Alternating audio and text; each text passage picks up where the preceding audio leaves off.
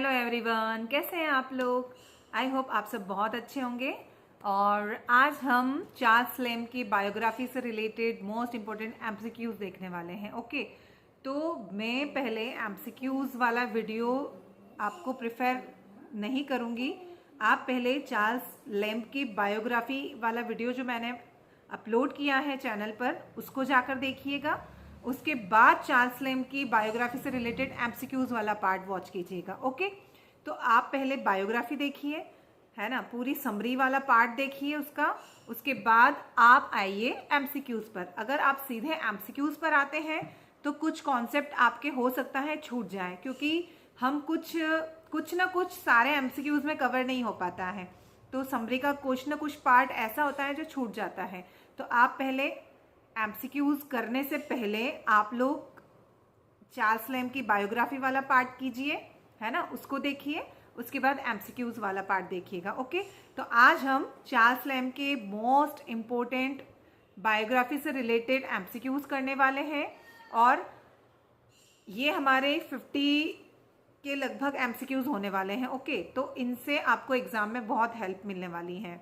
चलिए, तो हम अपना ज़्यादा टाइम नहीं वेस्ट करते हुए और हम शुरू करते हैं हमारा एमसीक्यूज वाला पार्ट। ओके, और मैं आपको याद दिला देती हूँ कि अगर आपने प्राइड एंड प्रेजुडाइज वाला और अ टेल ऑफ टू सिटीज़ और हमारे बहुत सारे फिक्शंस और बहुत सारे प्रोज में कंप्लीट करवा चुकी हूँ, अगर आपने नहीं देखा है तो चैनल पर जाकर उनको भी वॉच कीजिए। ओके, और अगर आप चैनल पर नए हैं तो चैनल को सब्सक्राइब करिएगा और वीडियो को लाइक ज़रूर करिएगा। ओके, और कमेंट करके मुझे बताना कि आपको वीडियो कैसी लगती है। चलिए, तो हम शुरू करते हैं चार्ल्स लेम से रिलेटेड मोस्ट इम्पोर्टेंट एमसीक्यूज की सीरीज। चलिए, तो आज हम चार्ल्स लेम से रिलेटेड 50 मोस्ट इम्पोर्टेंट एमसीक्यूज देखने वाले थे। तो आज हम उन्हीं की शुरुआत करते हैं।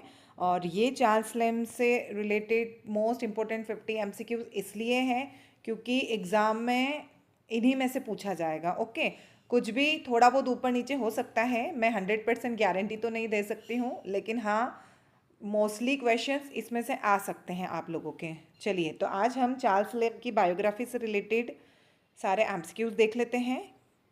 चलिए, क्वेश्चन नंबर फर्स्ट है हमारा, Charles Lamb was born in the year. Charles Lamb का जन्म कौन से ईयर में हुआ था? तो चार्ल्स लेम का जन्म हुआ था 1775 में। चलिए, क्वेश्चन नंबर सेकंड है हमारा, Charles Lamb was popularly known as. Charles Lamb सबसे ज़्यादा पॉपुलर हुए किस नाम से? एक निक नेम था, वो था इलिया, है ना, और यही नाम इन्होंने अपने पेन का भी रख रखा था। नेक्स्ट क्वेश्चन है हमारा question number third, Charles Lamb worked as a clerk at. Charles Lamb काम करते थे एज अ क्लर्क, कहाँ काम करते थे? तो वो ईस्ट इंडिया हाउस में काम करते थे, है ना, ईस्ट इंडिया हाउस में काम करते थे वो। क्वेश्चन नंबर फोर्थ है हमारा, नेक्स्ट क्वेश्चन है four, Charles Lamb sisters name was. Charles Lamb की जो सिस्टर थी जो कि मेंटली इल हो गई थी बाद में, है ना, तो उसका नाम क्या था? तो उसका नाम था मैरी लेम्ब। ओके, चलिए, क्वेश्चन नंबर फिफ्थ है हमारा, which mental illness afflicted Mary Lamb. कौन सा मेंटल इलनेस मैरी लेम्ब को हो गया था, है ना, कौन सी बीमारी हो गई थी दिमागी? तो वो थी सिजोफ्रेनिया, है ना। सिजोफ्रेनिया एक बीमारी होती है जो कि दिमागी तौर पर जो लोग होते हैं ना वो मेंटली इल हो जाते हैं, मतलब कि उनको समझ नहीं होता है कि हम क्या कर रहे हैं, है ना। और इसके पूरी मैंने थ्योरी जो ड्रीम चिल्ड्रन अ रेवरी है चार्ल्स लैम्ब की, उसको मैंने कवर कर दिया है, तो आप जाकर वीडियोस में देख सकते हैं। चलिए, क्वेश्चन नंबर सिक्स है हमारा, Charles Lamb's schooling was. Charles Lamb की स्कूलिंग हुई थी, कहाँ हुई थी उनकी स्कूलिंग? तो हमने पढ़ा था कि उनकी स्कूलिंग हुई थी क्रिट्स हॉस्पिटल के स्कूल में, है ना। चलिए, नेक्स्ट है question number seven, Charles lamb was a friend of. Charles Lamb के बेस्ट फ्रेंड कौन थे जो बचपन से लेके उनके मरते दम तक वो उनके दोस्त रहे? तो वो थे सैमुअल टेलर कॉलेरिज, है ना। चलिए, नेक्स्ट क्वेश्चन है हमारा क्वेश्चन नंबर एट, और क्वेश्चन नंबर एट क्या कहता है, Charles lamb died in the year. Charles Lamb की डेथ हुई थी कौन से ईयर में? चार्ल्स लैम्ब की डेथ हुई थी, तो उनकी डेथ हुई थी 1834 में। चलिए, नेक्स्ट क्वेश्चन है question number nine, Lamb's essays appeared in which magazine. कौन सी मैगजीन में लेम्ब के ऐसे छपते थे, है ना? कौन सी मैगज़ीन थी वो? तो वो थी लंदन मैगज़ीन, इसमें प्रिंट होते थे उनके ऐसे।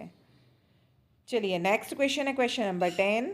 Charles Lamb writing style is based describe as. Charles Lamb की जो राइटिंग स्टाइल है वो कैसी है, सबसे बेस्ट डिस्क्राइब क्या होता है उस स्टाइल में? तो वो थी उनकी पर्सनल एंड रिफ्लेक्टिव, क्योंकि वो अपने खुद के बारे में ज़्यादा दिखाते थे, है ना। चलिए क्वेश्चन नंबर 11 है हमारा। The collection essays of Elia was published in. जो इलिया, जो ऐसे ऑफ इलिया है उसका फर्स्ट पब्लिकेशन कौन से कलेक्शन में हुआ था, या कब हुआ था, कौन से ईयर में हुआ था, है ना। द कलेक्शन एसेज ऑफ इलिया, जो एसेज ऑफ इलिया का कलेक्शन है वो कौन से ईयर में पब्लिश हुआ था? तो वो पब्लिश हुआ था 1823 में। ओके, चलिए क्वेश्चन नंबर 12 है हमारा। Who is Iliya in limbs ऐसे। लेम्ब के जितने भी ऐसे थे तो वो अपने निकनेम इलिया के बारे में जिक्र करते थे। तो वो इलिया कौन था? तो वो इलिया उनका खुद का पेन था, हीज पेन नेम, है ना, उन्होंने अपने पेन का नाम इलिया रखा था।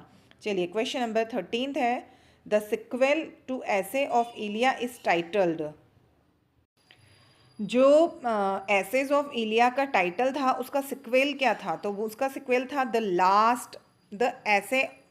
लास्ट ऐसे ऑफ इलिया, है ना। थोड़ा आगे पीछे हो गया वो मुझसे बोलने में। लास्ट एसेज ऑफ इलिया, इसका ये सिक्वेल था। चलिए नेक्स्ट क्वेश्चन है हमारा question number 14। Lamb's essays are considered. Lamb's के ऐसे कंसिडर्ड करते थे, क्या कंसिडर्ड करते हैं? लेम्स के ऐसे कंसिडर्ड करते हैं फैमिलियर ऐसे को। फैमिलियर ऐसे मतलब वो पारिवारिक ऐसे लिखते थे, है ना। चलिए क्वेश्चन नंबर 15 है हमारा। Dream children a reverie is about. Dream children जो है हमारे सिलेबस में है और इसकी मैंने पूरी समरी आपको कवर करवाई है और इससे रिलेटेड मैं मोस्ट इंपॉर्टेंट एमसीक्यूज़ भी करवा चुकी हूँ आप लोगों को। अगर आपने नहीं देखा है तो पिछली वीडियोज़ में जाकर वॉच कीजिएगा। ओके, तो जो ड्रीम चिल्ड्रन अ रेवरी है ये किसके बारे में है? तो ये है इमेजिनरी चिल्ड्रन के बारे में है ना। चलिए क्वेश्चन नंबर 16 है हमारा। The theme of dream children is. Dream children की थीम क्या है? तो ड्रीम चिल्ड्रन की थीम है अनफुलफिल्ड डिज़ायर्ड, है ना। ऐसी इच्छाएं या ऐसी आशाएं जो कभी पूरी ही नहीं हुई, अनफुलफिल्ड डिज़ायर है वो, है ना। चलिए क्वेश्चन नंबर 17 है हमारा। In dream children the character of Alice represent. Dream children में हमने दो बच्चों के बारे में पढ़ा था, है ना। तो उसमें जो एलिस थी वो किसको रिप्रेजेंट कर रही थी? तो वो रिप्रेजेंट कर रही थी एन सिमन्स, हिज बिलीव्ड। जो चार्ल्स लैम्ब थे उनकी लवर थी एन सिमन। चलिए क्वेश्चन नंबर 18 है हमारा।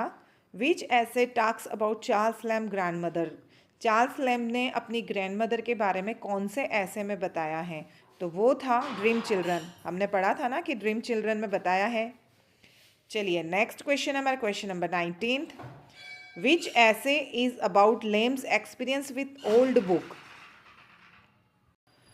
कौन से ऐसे में लैम्स के एक्सपीरियंस के बारे में बताया गया है? कौन सी बुक ऐसी है जिसमें लैम्स के एक्सपीरियंस के बारे में बताया है ना? वो कौन से ऐसे की बुक है वो? तो वो थी the two raises of man, है ना। इसका नाम आप याद रखना, ये इंपॉर्टेंट हो सकती है, बुक्स के कभी कभी नेम भी पूछ लिए जाते हैं। The two races of man वो बुक थी। ओके, चलिए क्वेश्चन नंबर 20 हमारा। Lamb describe chimney sweeper with. Chimney sweeper के बारे में डिस्क्राइब किया है उन्होंने एक ऐसे में। तो वो ऐसे में चिमनी स्वीपर को जो डिस्क्राइब किया है तो वो कैसा है उसमें, है ना। वो क्यों डिस्क्राइब किया उन्होंने? तो वो डिस्क्राइब किया उन्होंने सिंपैथी एंड अफेक्शन, है ना। कि जो पहले जो मतलब जो लोग होते थे या चिमनी स्वीपर होते थे, छोटे छोटे लोग काम करने वाले, तो उसके साथ में उनकी सिंपैथी है। चलिए क्वेश्चन नंबर 21 है हमारा। The praise of chimney sweeper is written in. जो प्रेज ऑफ चिमनी स्वीपर है उन्होंने लिखा है ना, चार्ल्स लैम्ब का ही लिखा हुआ है ये the praise of chimney sweeper. तो ये उन्होंने लिखा है, ये किस में लिखा है, कौन सा टोन था? तो ये था सेंटिमेंटल टोन था ये, है ना। चलिए क्वेश्चन नंबर 22 है हमारा। इन विच ऐसे does lamb reflect on retirement. कौन सा ऐसे हमें चार्ल्स लैम्ब की रिटायरमेंट को दिखाता है या रिफ्लेक्ट करता है? तो वो है the superannuated man. The superannuated man ये एक ऐसा है जिसमें चार्ल्स लैम्ब के रिटायरमेंट मतलब चार्ल्स लैम्ब के लास्ट टाइम के बारे में दिखाते हैं, है ना। चलिए क्वेश्चन नंबर 23 हमारा, the old China reflects lamp, जो ओल्ड चाइना लिखा है चार्ल्स लिम ने, तो वो रिफ्लेक्ट्स है, वो किस में रिफ्लेक्ट्स है, तो वो लव फॉर एंटीक है ना, लव फॉर एंटीक है वो। चलिए क्वेश्चन नंबर 24 है हमारा, इन लेम्स ऐसे द टोन इज, लेम्स के जो ऐसे हैं उनका टोन क्या है ना, लेम्स जो ऐसे लिखते हैं तो उन अपने कौन से टोन में लिखते हैं तो वो पर्सनल एंड इंटीमेट टोन में लिखते हैं, वो अपने खुद के बारे में बताते हैं, अपनी खुद की ऑटोबायोग्राफी उसमें लाते हैं, है ना। जितने भी आप ऐसे पढ़ेंगे उसमें आपको चार्ल्स लिम के बारे में देखने को मिलेगा ही मिलेगा।